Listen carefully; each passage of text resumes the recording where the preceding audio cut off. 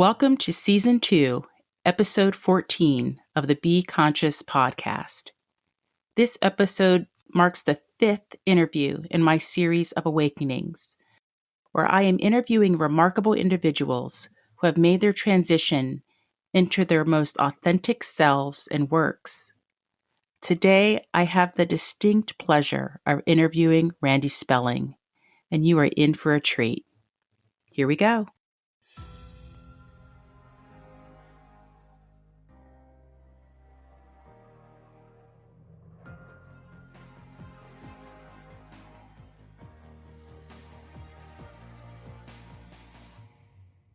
Welcome to the Be Conscious podcast, the show that brings you enlightened perspectives on the frequency of money, life's many challenges, and those heavy feelings that may be holding you back from living your best life. And now your host, Dr. Susan Nicholas.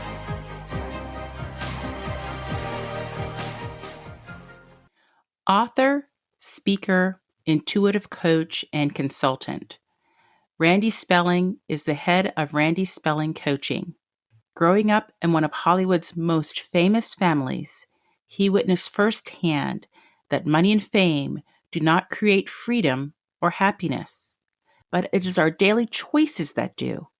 Using his natural intuitive abilities and 13 years of coaching experience, he helps people to see the choices they didn't realize they had so that they can create more freedom, success, presence, and happiness in their lives. Randy, welcome to the Be Conscious podcast. Did I miss anything? Hi. I think that sums it up. But of course, there's so much more. And that is what we're definitely going to get into today. I'm sure your story is not just intriguing to me, but to many of the listeners that will hear this episode.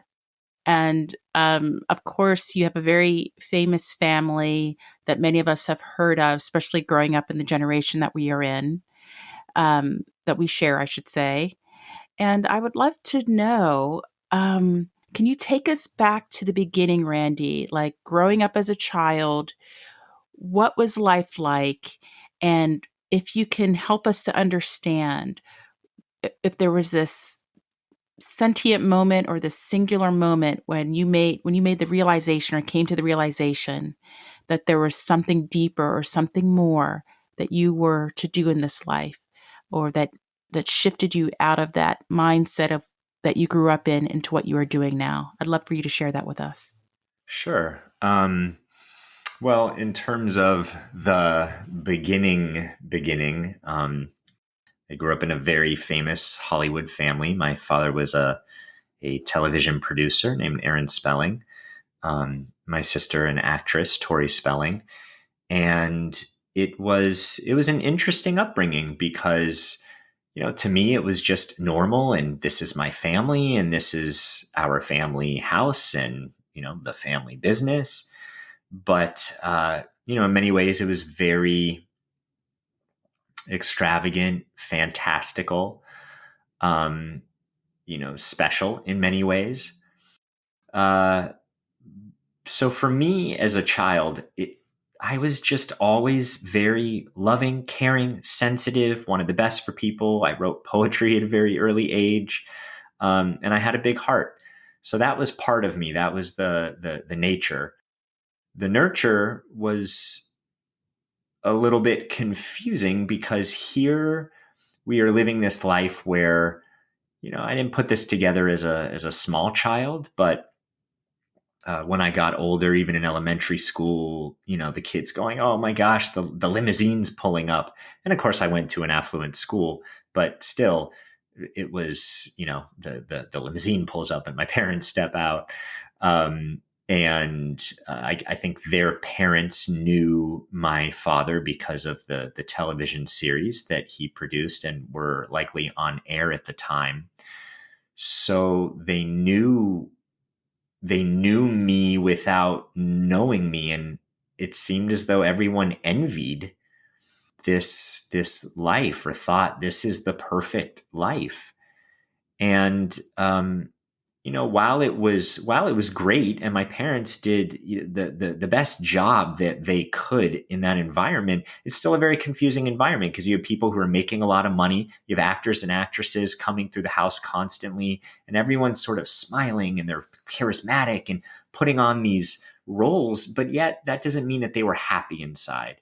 And so I saw from a very early age that what I read energetically, it was very confusing because I felt emotions and I felt people unhappy, yet, everyone's smiling and they look really good. And the emphasis is on big and more and shiny objects and money. And it's very confusing as a child. So I grew up with this sense of bigness of, ooh, this is just what I have to be, is something really famous and successful. And I chased that success for a while by going into Hollywood and becoming an actor.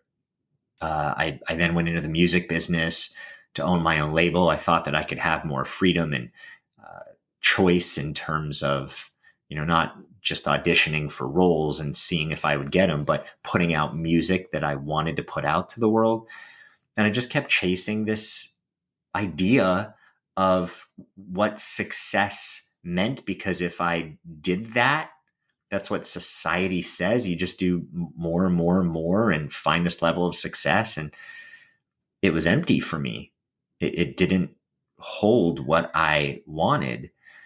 And so this led me down the path of trying to fill myself and the voids that I was feeling with alcohol and drugs and substances, until it finally just hit an apex and I was done. I mean, I was kind of knocking on death's door.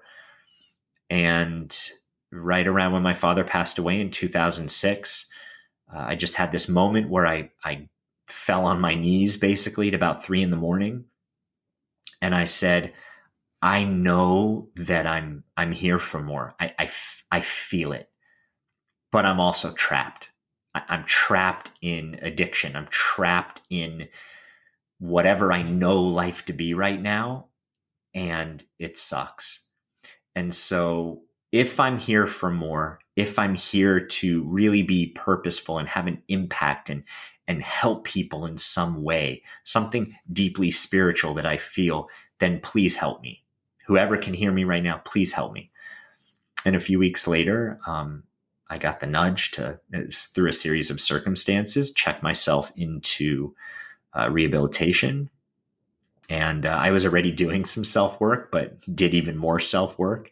Seems like all I was doing was self-work until, I changed my life 180. And one of the things that I had to change was, do I want to keep doing the career that I was doing? And I was still in the entertainment industry. And what I got very clearly is there could be a different path. And I know there have been a lot of articles and different things that said, well, Randy had to leave Hollywood. And it wasn't this choice of, okay, I'm going to turn my back on Hollywood and leave because I hate it. It was just, I had another path, and it was a very deep feeling inside that led me to go down the path of coaching, helping, healing. Wow. That is a great kind of synopsis of your journey into what I call higher awareness, or just, self-awareness. What you spoke about really, as I've been doing this series on awakenings, as I've looked at my own journey, what I find is that a lot of us that are on spiritual paths, we were born to do it, if you will. That there was something in us as children that we had this questioning. You said you could see one thing. You could see the big, the money, the looking good, the careers, but you recognize that you could feel that they were unhappy, that there was an unfulfillment or dissatisfaction. And to me, that speaks to a very empathic, higher intelligence that you were born with and that you were tuning into, but you weren't seeing, it wasn't being validated on the outside. It was so you called that confusing. And I totally understand that. And one of the things that you said about this journey, I've called this type of journey where you're kind of doing what, like checking the boxes, doing what society says is the right thing or that creates money or fame or fortune, but coming up empty inside or a hollowness, a feeling of unfulfilled or without actualization of self in this process. I've often thought that we seek external validation um, on our first kind of journey in life, our first half of life, if you will, until we recognize that that validation, that self worth, is going to come only from within us. That there's nothing that you can buy, there's nothing that you can do, there's nothing, no amount of money you can make, no relationship that you can have, no things that you can accrue that can fill a soulful void, like an energetic soulful void within you. And it takes many of us our whole lives to come around. Some people don't. You and I will know many people that don't make the inner journey, that shift to turn back around. They don't have their dark night of the soul. They're not brought to their knees. They're brought to their knees, but they still don't wake up, if you will. Like, they still don't ask that question that you asked: if I am here to help people in some way, whoever can listen, show me what this is. And I remember when I had my dark night of the soul, I had a couple of them. But the one that really, I would say, launched my awakening was in 2012, when I knew that if I went down this path again, the one that you describe of external validation of, for me, it was education, getting degrees. I, went to medical school, and then I became a surgeon. Then I went to business school and I became a healthcare entrepreneur. Then I became a healthcare equity investor. And it was all this process of external validation of titles, of status, of money, of, for me, degrees, to feel worth it, like to feel worthy, Yeah. or to feel good enough. And all of that brought me back, home to self, like this inner self, like this inner longing of what I call the truth about my existence. What am I here to do? And I think when I had this experience, I would have this thought about, I cannot believe that we were born in these very magnificent bodies and all of the complexity that is us, just to work to pay bills. Like, just to, keep, like, be on the hamster wheel, that there had to be something that we were here to do. And I recognized in my medical career that we were treating a lot of disease of the body, and we were never, ever giving credence to the soul, like the root of it. And we knew, like, intrinsically, that the body has this infinite capacity to heal itself. Like, we know how to heal ourselves. But we don't realize that it's these pursuits, these external pursuits of validation, of checking the boxes, of doing what society thinks is the right, looking outside of ourselves for the answers, that creates the illness in the first place. That we don't ever learn how to look inward into ourselves for the answers and the truth. Yeah, I really wish that what you're talking about was taught in school. I mean, just as society has really taught, and by the way, when I say society, it's not like them against us, or it's just, the natural narrative, the sort of propaganda, if you will, that gets repeated over and over and over.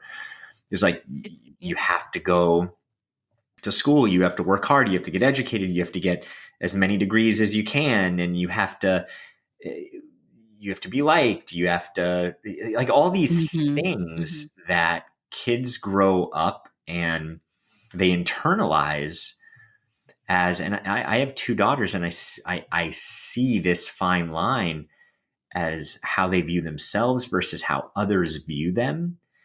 And I just wish that this was taught, is how to get validation from within.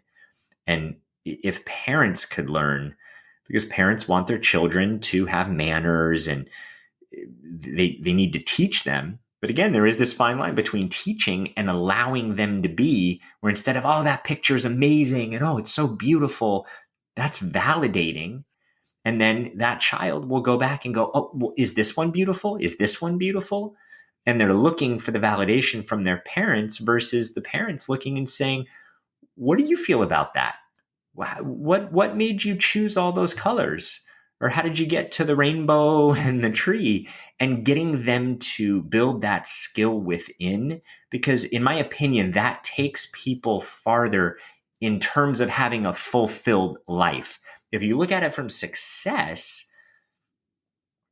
it may or may not equal money success, but that's where things have gone awry, because it's all you have to get a degree after degree after degree so that you could get the best job possible, so that you can make this amount of money. To then what? I mean, what if you're making all that money? It actually has nothing to do with the your happiness quotient in life, right? And I think, but I just want to mention this because what you were describing about all these different degrees and all, I mean, I was just thinking, wow, what an amazing overachiever. You've done so many things, and that's remarkable. And I wanted to ask you, was it disappointing? Because I'm guessing that with each of those achievements, it was a little bit of a carrot of, hey, get here, get here, get here. And then you'll when be you happy. got there, did it hold the feeling that you were searching for? And I'm so glad you asked me that. And it didn't. And I think maybe there's a parallel with maybe your acting career or the music or whatever that Hollywood pursuit was. Like once you get the role, once you get the, I don't know, the following or this, did it fulfill you? Did it fill the void? And I didn't. And I wanted to go back to what you were talking about. I wish we taught this in school, because I think we are conditioned in life through our schooling, through our parents, or our societies, to always go outside for validation, to tick the box, to get a job, to make a lot of money, to get this type of house and this type of car in the garage and have this many kids and this kind of spouse or whatever. And then somehow then we will be happy. And I did that. I was searching for a happiness outside. So I'd achieve this thing, then I'll be happy. Mm-hmm. I'll get that degree, I'll get that job, I'll get that house, I'll get that car, I'll get this remodeled kitchen, then I'll have this child, then I'll be happy.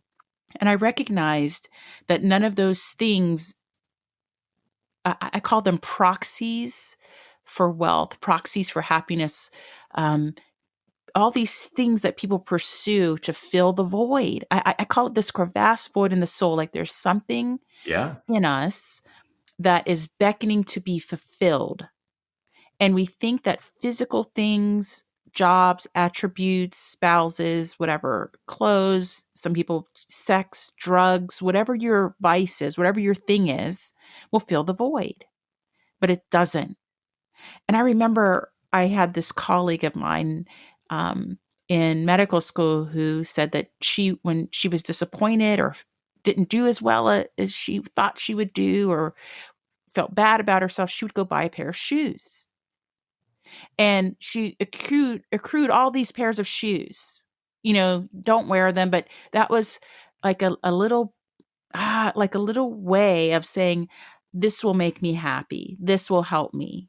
Mm-hmm. And I think a lot of people have whatever the shopping addiction or whatever variety of that is. And it sounds funny when you look back on it and think, why would you think shoes or sex or drugs or money could fill the void? But we're never, no one, we were not raised, at least in the generation I was born in. I believe you were born in. I was born in the 70s, where our parents said, you know what, Randy, go do what makes you happy. Susan, go find your happiness. Go find your joy. No, it was like, get a job, or go get, make sure you can pay your bills, or, make sure that you get Right. educated. But it wasn't the pursuit of happiness. It was the pursuit of more, the pursuit of degrees, the pursuit of things that would, quote unquote, create stability and your future. And Yeah. And I think that comes from parents fear. not wanting their children to struggle and perhaps Yes. struggle like they did. So money becomes this all important thing because, as we know, not being able to pay bills or, relationship to money can be extremely stressful. Yeah. So that becomes Yeah. one of the guiding principles is like money, money, money, money, because that's going to make you have an easier life. And if you take someone who's extremely successful, let's say they have 3 homes, right? And they're in this beautiful, beautiful place with a great view and all the nice things that you could have. And you take someone who is an artist, right? And they travel around and they paint. And I know this is a very quintessential analogy here, but if you look at success, almost every single person is going to say, well, the person with the 3 homes and, is living, quote unquote, responsibly, and they're doing everything right. That's success. I want those 3 homes. But if you take 2 hours of life and you look at how that person is at night, how they relax, that hour before bed when they're with themselves, do they feel antsy? Are they present? Are they in their life? Are they feeling alive and vibrant and energetic and enthusiastic and open and aware?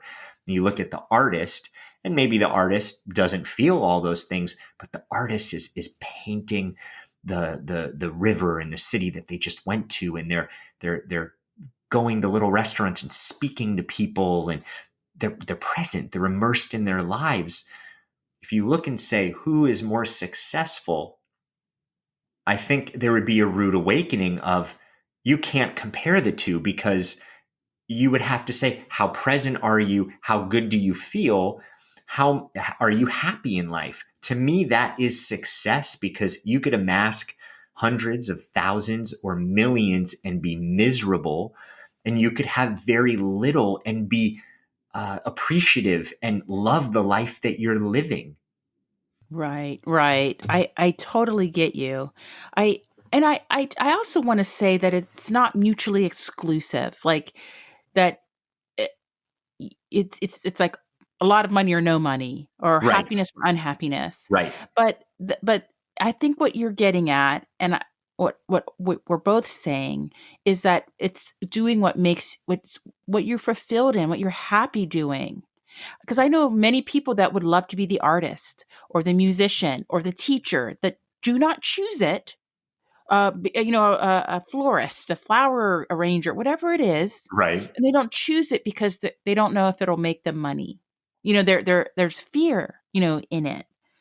And you talked about being present, and I wanted to really kind of hone in on this, because I think why the reason that we have that happiness or fulfillment in the present moment is because we are not dwelling on the past, which often brings us pain and despair, like regret, past emotions and feelings. And then we are not focusing on the future, which puts us in fear because it is unknown to us. And so I think being present is when you are in this moment and appreciating, having gratitude for what you do have, what you're experiencing in this moment, that you're taking a breath, that you're awake, that the sky is blue, that it's gorgeous outside, that you are well in yourself, that you have enough, that you have enough. And I think what takes us out of bliss, out of joy, out of the present, is often fear or worry. I believe worry, the underpinning of worry is fear.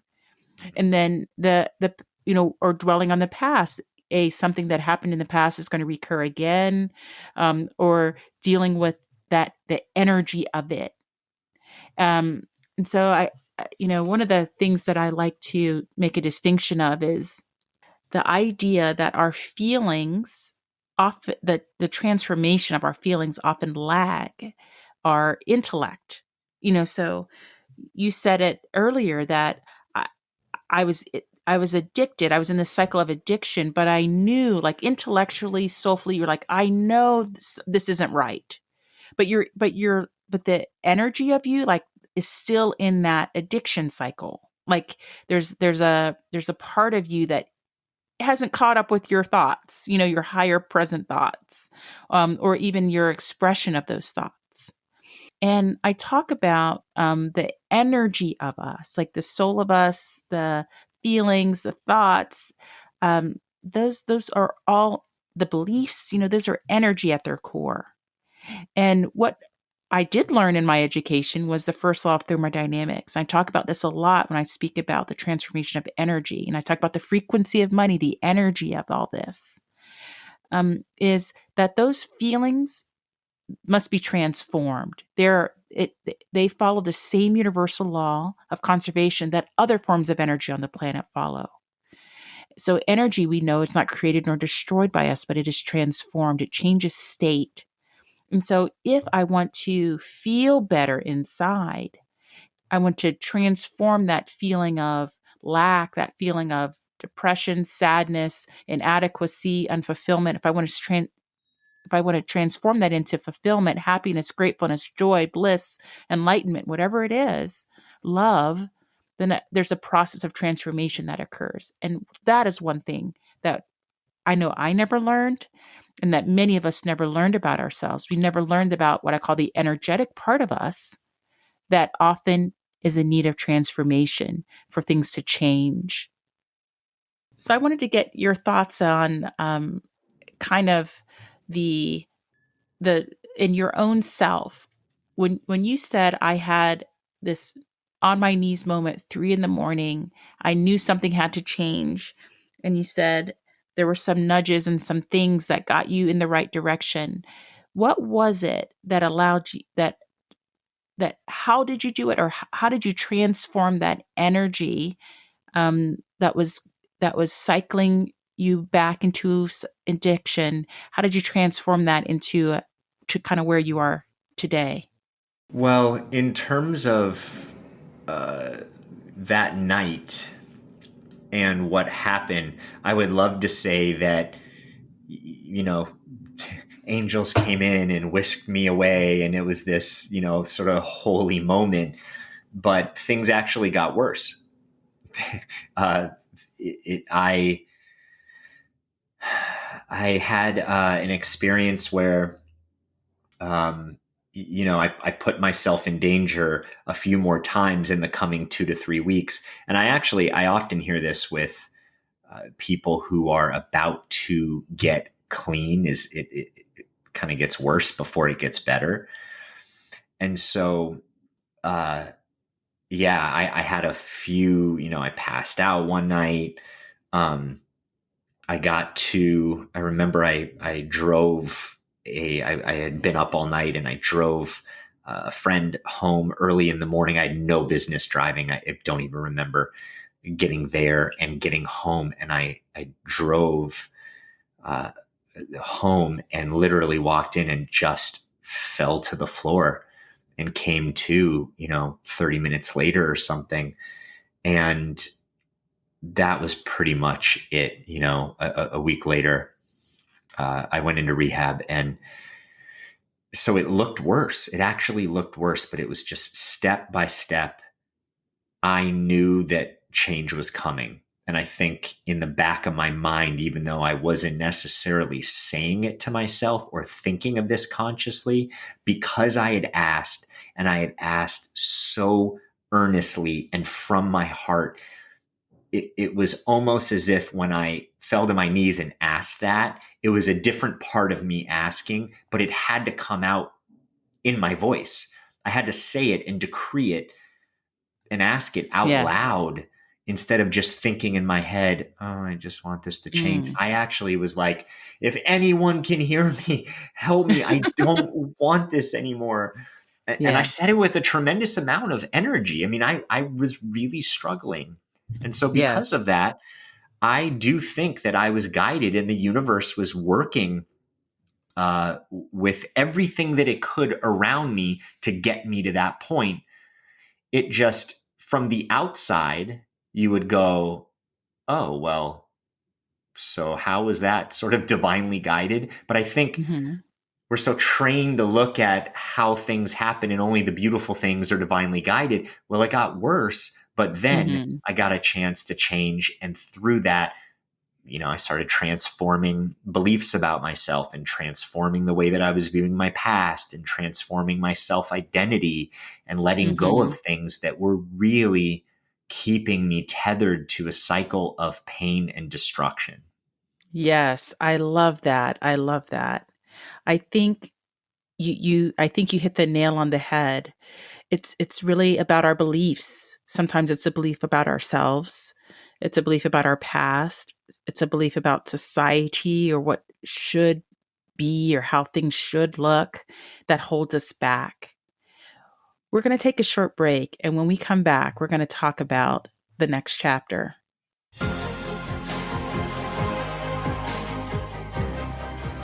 Like what you're hearing so far, make sure you never miss a show by clicking the subscribe button now. How would you describe your relationship with money? Did you ever imagine that your deepest feelings and beliefs about money could be preventing you from acquiring all the wealth that you desire? Click the link below in the show notes to learn more about Dr. Nicholas's highly sought-after Frequency of Money program to positively transform your relationship with money. This podcast is made possible by listeners like you. Thank you for your support. Now, back to the show. So, Randy, before our break, we were talking about the transformation of beliefs and feelings that you've believed or became to understand were holding you back from doing what it was that you are meant to do in life. Um, I'm sure some of those beliefs were around money beliefs, about whether it was, um, can you, let me just share, maybe some money beliefs that I had. You know, I believed you had to work really hard to earn money. And when I went into my conscious work, when I finally made my transition, one of the fears that I had was that I didn't know how it could support me. And I couldn't really stand in the identity part of it. Like, what was I now? I used to be a surgeon, I used to be an investor, I was an entrepreneur, and now what? Like, what title like that was I carrying? Like, am I a writer now? Am I a podcaster? Am I a speaker? What am I now? And I was very attached to some label on myself to feel worthy of anything or to feel like I was doing something in life. And I just wanted to get a sense of your journey of what beliefs you had to transform, you had to let go of to be able to step into, I would say, your true power, your true self. Yeah, there were a few. Transitioning from being in the entertainment industry and how I was known, the role I played outwardly, that was scary for me because, here I am. I grew up the son of a very famous producer. So I was in the shadow of that. Everyone thought I was going to either take over the business or, just be in entertainment. And so, in a way, it was a bit of a fall from grace of, oh, how are people going to view me? It looks like in a way that I failed or I gave up. Mm-hmm. And so I had to move beyond that. And once I moved beyond that, then it was, am I enough? Will I be taken seriously? I mean, when I Mm-hmm. started coaching, I was 28 and I looked young. And so, You were young. yeah. And I think, it's been 14 years. So when I look at the coaching industry, even itself, and I look at social media And I look at these days, that's not weird to even be that young and have that path. But back then, 14 years Mm-hmm. ago, coaching wasn't a very popular term. And it was almost like people just looked at coach as therapy. And so they were like, oh, this guy's young. What's he going to teach me? Right, right. So everything that I did, it was, am I going to be taken seriously? Do people think that I'm professional enough? Just looking at myself from other people's perspective. And I really had to move beyond this. Am I good enough? Am I smart enough? Am I credentialed enough? Do I have Mm-hmm. enough things after my name? Do I have enough life experience? And some of those things paralyzed me temporarily, Mm-hmm. but that inner nudge of, I need to do this. And I think any entrepreneur, solopreneur, uh, someone in a helping profession who wants to give back to humanity, help people in some way, Mm-hmm. they know what I'm talking about. You feel Yes. this inner urge. It's almost like it's going to keep pushing me. When someone's pushing you from behind and you keep trying to lean back as to not go forward, but you're going forward anyway. Kicking and screaming. Yeah, Yes, that's how exactly. I felt. I was nervous and scared and frightened, and yet I'm still being pushed forward. And even though there were times in my coaching career, especially early on, the first 5, 6 years, in terms of building a business, I had no idea what I was doing. So I would be really upset when I didn't see the money coming in the amounts that I would like. And I equated that with my self worth, my worth professionally. But Mm-hmm. yet there was still something in me that felt so driven to keep going, because even if I didn't feel good enough, or I walked on stage, I'm like, everyone's going to judge me. Am I going to speak, you know, Mm-hmm. articulately enough? It didn't matter. I still had to move forward. Right, right. I it's funny that you talked about being not earning the money that you thought you would. I think the impression of people outside of you would say, well, wouldn't your family just help you?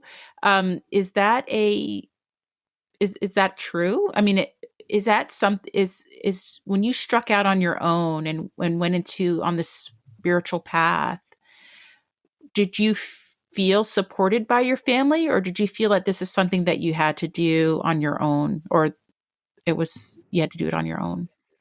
I very much felt that it was something I had to do on my own. Um, I'm not sure, in terms of support, it wasn't something that I was seeking out, because I felt the responsibility of having to do this myself. And so I did shoulder the responsibility of, I have to do this, because even if I was helped out from my family, I wouldn't have I wouldn't have done it myself. And that I couldn't say that with acting, because my first couple shows that I acted in were my father's television shows. And so Right. I never felt that I fully earned it. And that Mhm.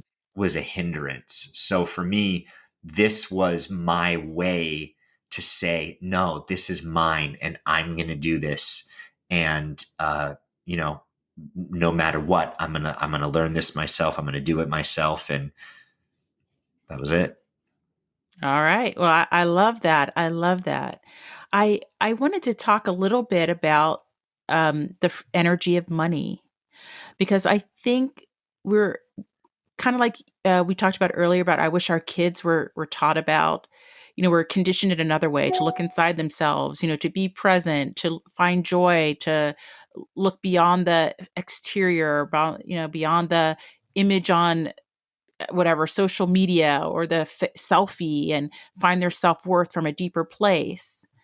um I think money is the frequency of money, that that idea that sometimes there are emotional um links or legacies of money that have to be transform, that have to be broken for you to, I guess, rise, for you to move forward.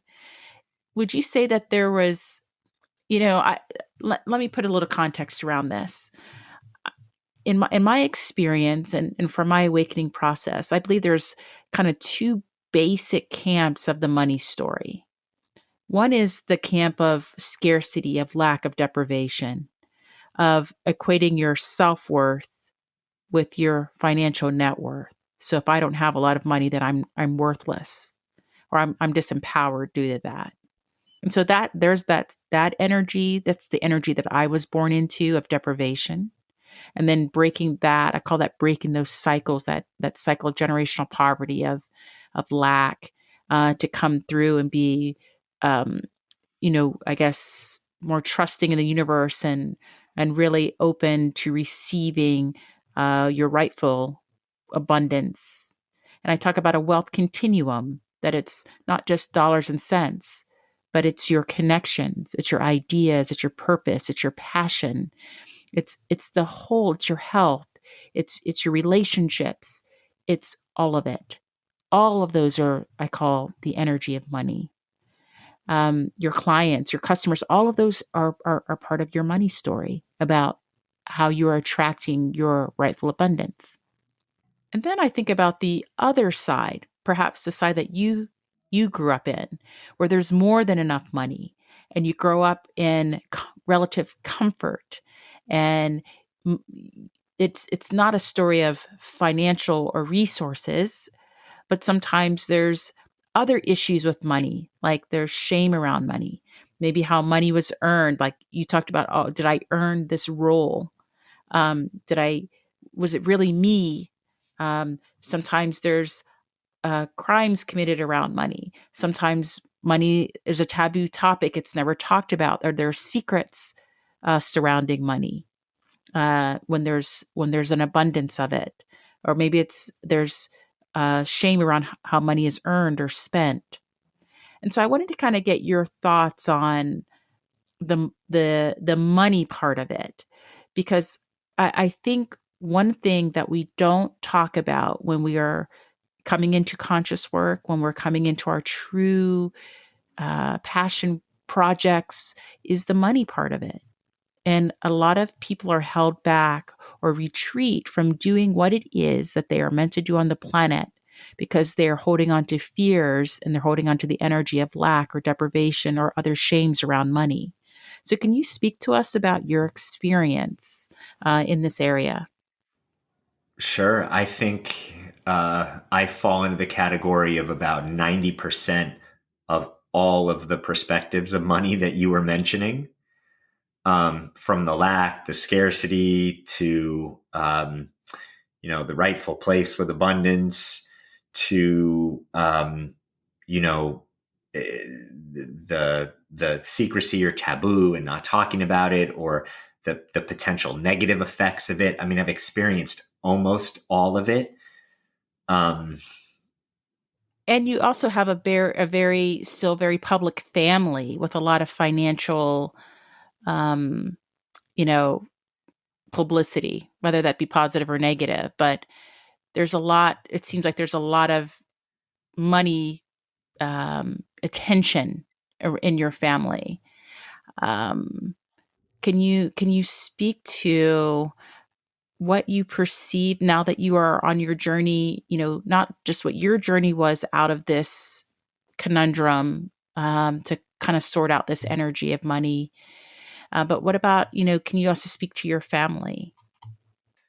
Well, in terms of my own experience, I'll stick with my own experience and not my family. But my own experience is that I've really had to redefine money and the energy of it. I mean, you talk a lot about energy, and money is energy. It's a currency, and one could say, well, it's a physical thing, but we don't just want money.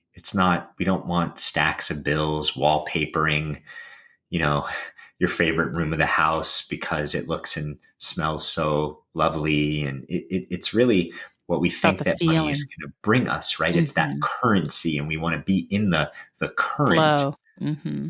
Mm-hmm. Yeah. And so I've really had to, and still, by the way, it's ongoing for me. I mean, day by day, it's redefining, reframing uh, money, because beliefs come up all the time. And even though I've done a lot of self work, day by day, something might come up, or a huge bill might come. And there's that initial contraction of, oh, wasn't expecting that.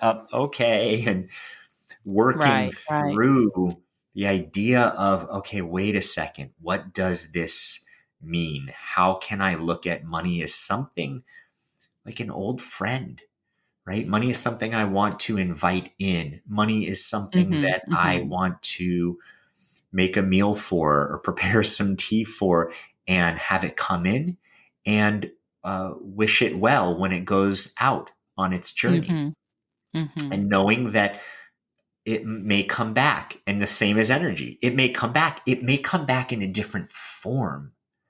Right. How you said energy changes. It's not created, it's not destroyed. I mean, think about it. We're not creating money. And I know there's so much self-help and new age, like, oh, creating money and generating money. But if you think about it, money's already created, it's already in existence, it's already on the planet. It Right. has to do with You want to be in the flow of it. You want to be open to exactly receiving it. Yeah. exactly like it's not creating water. There's Mm-hmm. huge amount of Mm-hmm. water on the planet. It's harnessing water. It's where can I get water? How can I be in Mm-hmm. the flow of the river and let myself be carried downstream by it? And I can choose, hey, I'm going to crawl out here and get on the side and watch it a little bit, take some deep breaths, be at peace as it flows by me because it's going away from me. And knowing that water is going away from me. And yet when I look back upstream, water's flowing right back down. And again, this goes back to, we are not taught this at all. And so the reason why, this is my belief, the reason why we don't have this relationship with money where it can just go out and come in and go out and come in, and we have access to this, is because we're not taught this. So there isn't that inherent belief that, hey, I'm a part of all abundance and I can be fed and clothed and all these things that I need because I am a part of God, I'm a part of the universe, I'm a part of whatever it is you want to call that. We're not taught this. We're taught in these very tangible, this desk right in front of me, this is concrete, and this is what I see, and this spreadsheet, and this financial report, and this bank account. That is the number, without knowing, but numbers are fungible. Numbers can be moved and changed and reallocated. Yeah, I love this. I love this idea. I think there's many parts of this energy of money. I say that money has its own unique consciousness, and that it's inherent. It's got a physicality, just like we have a physical body, but it also has an energetic component to it. Similarly to us, someone will call it the spirit or soul or whatever. And I think we are not conditioned to believe that we are worthy, and that it is by our by by by evidence of our existence, we are worthy. Like I don't believe we are created merely to suffer. Like just to be on this life to struggle and suffer and suffer and struggle. That there's got to be more to it. And I think there's what I call an openness to receive, like a doingness and a beingness, and it's like water or like breathing. I love the water analogy, like the flow, but I like to think about receiving as like breathing in, um, and when you're giving or money's going out, it's like breathing out. And that we cannot only breathe out, that we must breathe in, we must be open to receive. And I think that's what often we miss, that openness to receive. And I think we get caught up in Yes. what I call this, we're doing, like you said, this financial obligation comes in. I don't know exactly how I'm going to resolve it. And so I start doing. I just like do. Like I got to do this. And if maybe I don't make it because I didn't do enough or I didn't do the right thing or something like that. And we kind of talk ourselves into some failure on our part of why we cannot resolve this financial obligation. And I think what is missed is the receiving part, like the breathing in part, the relaxing into it, to opening ourselves to the abundance of the universe. And so I want to share with our listeners something that I've thought through, and I've used it a number of times, is the idea that I can think of 3 ways to resolve this invoice or whatever, or I leave it to the universe to show me something better. And so it's like Mm, leaving that window of possibility open that I might not have all the answers. I don't know exactly how it's going to work out, but that it will be worked out. And that there's this whole universe, this whole realm of possibility that I have not tapped into when I'm drawing from my past. When I think about, well, what happened last time I felt this way and whatnot. And I also like examine the feeling of it because I love what you said. You said, I see this. I'm like, oh, I wasn't expecting this. And when you have that experience, there's a feeling that you have. There's this feeling that is known to you that is often an old energy within you. And I say, when you see that surprise obligation, there's a feeling associated with it. I go in and ask, from where does this come? Because it comes from usually a place in the past. Sometimes we can remember in our lives an experience, and sometimes we can't. We just have always had the feeling of it. Kind of like you've always had the feeling of, I know there's more to the picture than what people are showing on me on the outside. Like nobody taught you that. That's something that I believe you came to this earth with, into this embodiment with, and you've always had it within you, this empathic quality. It's always there. And so that I think the same thing is with a lot of these feelings. Sometimes they're ancestral, they've been carried over and carried over yes. to be Yep. finally transformed. And so when I have the feeling, usually it's a feeling of fear, of doom, of like, I just like to narrow it down to a sensation and then ask, from where does this come? And I breathe, do the breathing exercise to breathe through it to ultimately transform it.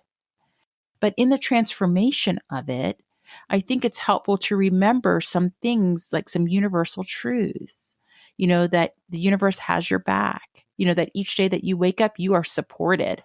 Otherwise, you could not be here. And then I think about all the times you worry about this or that, and that this or that never happens. And so I go back and I'm like, you know what? When was the last time that, I was on the street? Never. Right. And so I Yeah. start to think about all those fears that we hold and how they don't often materialize. And sometimes they do, but it's a lesson that we're being shown. We're being shown something.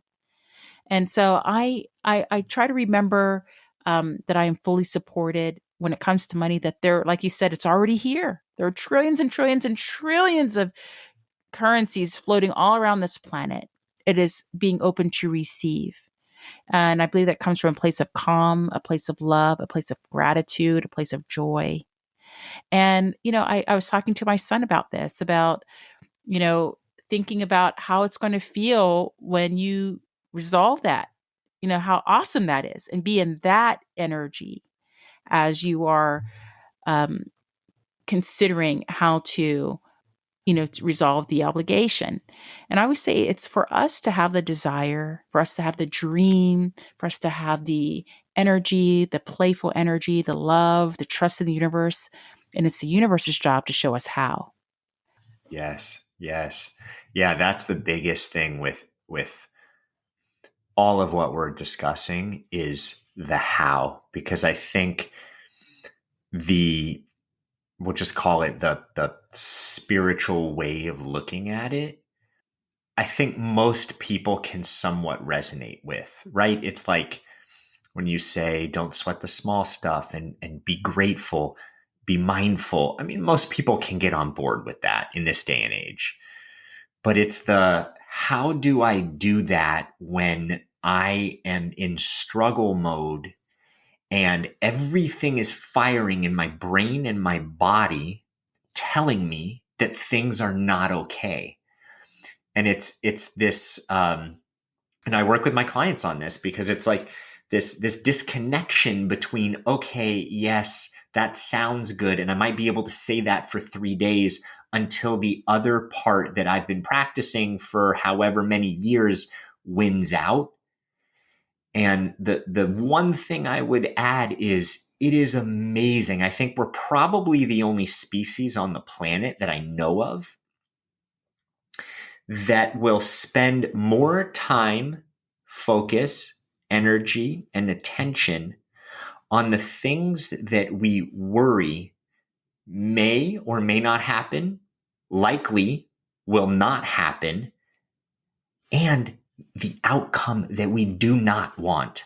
So we are spending time, energy, Exactly. and attention on what we don't Things we don't want want. Yes. Mhm. versus putting all of that into seeing, believing, creating channels for that very thing that you want to have happen. But the disconnect is we don't yet fully believe. And I can't speak for everyone. I'm just That it's saying we as a possible. generalization. Yeah, I get you. But we don't fully believe that it's true because we don't see the physical proof of it. Or that it's possible. And I think it Right. comes down to one fundamental question that we all must ask ourselves. And it's akin to a question of Albert Einstein, but I kind of like to put it this way. Do you believe that you are a part of a benevolent universe? And I think Einstein called it a friendly universe. You believe the universe to be Uh-huh. friendly. Yeah. And so in asking that question, what comes next is the idea that if I say yes, I believe that I am the embodiment of a benevolent universe, then everything that I'm being shown in this life is in my highest good. And if I don't understand how this could be in my highest good, I begin asking. It's like this inner work. I begin asking myself, what is this situation showing me? And often our situations, all the things in life that are rising up, these energies, these beliefs, these feelings in us, are asking to be transformed. It's asking us to transform a belief, a thought, a feeling, an energy. And so if I'm holding on to fear around money and I get this situation and here it is again, I see this, the energy of it, I perceive it as worry, as fear, of shame, of embarrassment, whatever it is. It's showing me one more time. It's giving me one more opportunity to transform the energy. And so we can look at that and say, thank you. Thank you for showing me this because it is something in me that is in need of transformation. And then when I finally let that go, the fear of it, because I believe in a benevolent, this is handled. If I cannot think of the way, if I don't know the way, the universe surely knows that how to resolve this issue, and that at the end of it, I am okay. I am loved. I am supported. Yes.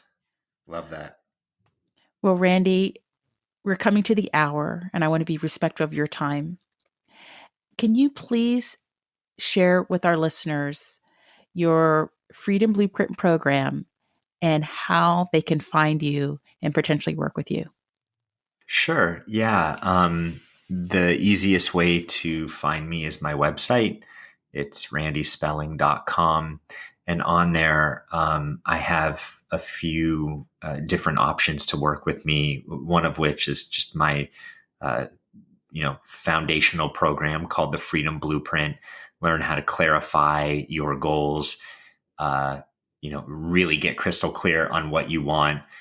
Take the steps to go about getting it, and also to work on your confidence, expand your capacity so you're not just shackled by time in your day. Learn better methods for self-care. It hits a lot of check marks in terms of people's daily lives these days. Yes. I also have an anxiety program that is kind of a game changer in terms of how people are living with anxiety and how to eliminate that and decrease that.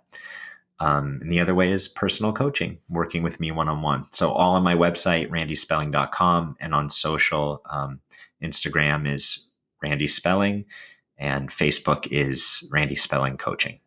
Randy, thank you so much for being with us. And I want to thank our listeners for taking this inner journey with us today, and remind everyone to be conscious. If you love this episode, and if today's message resonated with you, please subscribe, rate, and review the Be Conscious podcast.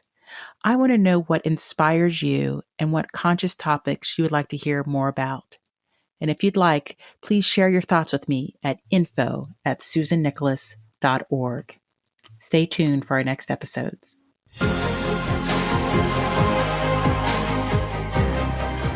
Thanks for listening to the Be Conscious podcast with author, TEDx international speaker, and conscious coach, Dr. Susan Nicholas.